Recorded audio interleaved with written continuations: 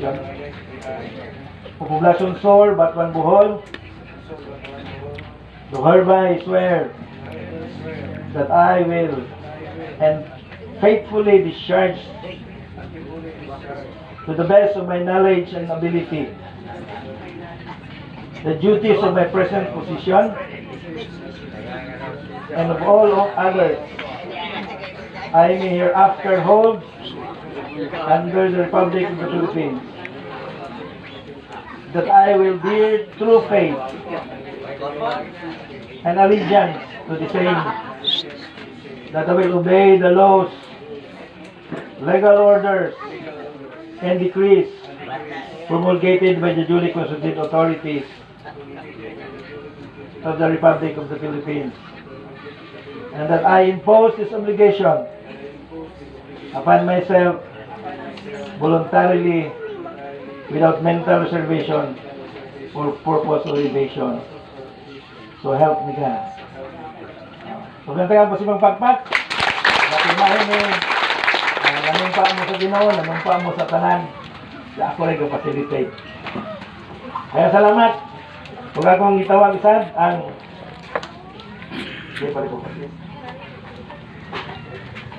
aduang mga tanod. Nalabatanan. Mr. Pepe Amba.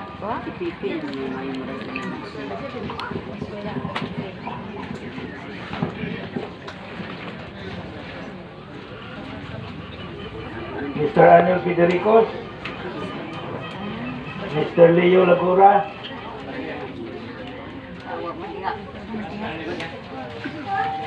Naman ito Mr. Eutrocchio Salabsab. Mr. Gino Sarong. Mr. Nilo Jokot. Mr. Dison Lomantas. Mr. Abilino Tagupa. Mr. Andy Salabsab. O Mr. Jubil Chedra. Sa siguan sa atuang na punduhan, approve naman sa unang administrasyon ang budget for 2024. So wala na tayong mahimo sa paghimo sa changes sa atong budget, no? Mahimo na. Kaya ang atuan is pag-implement na lang. Doon na ito kung una nga gamong 14 sila. Kaya nga no, ang peace and order situation sa atong lugar na kinahanglan og proper attention and consideration. So, aris sa dumanan mo? Ano mo dumanan? Pareho din ba?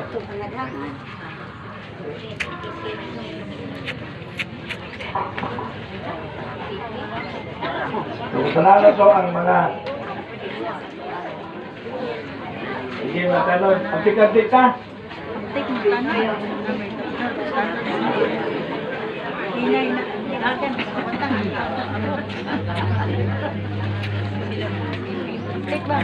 Puno ba rin niya?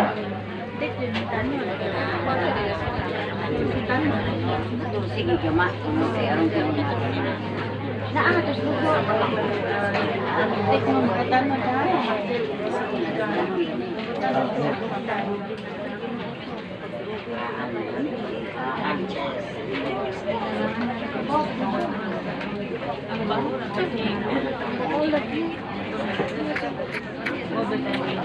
Sige, sige. Mau pada deh. Tumai, kita.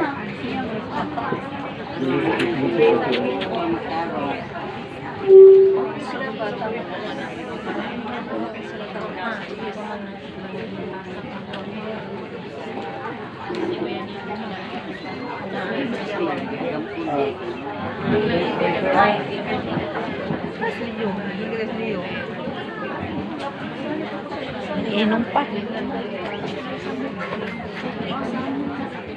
Kalau attorney, pareho bisa yung kamot, itong kamot. Dito sa tubangan. Auto of office, I Ngalan ninyo.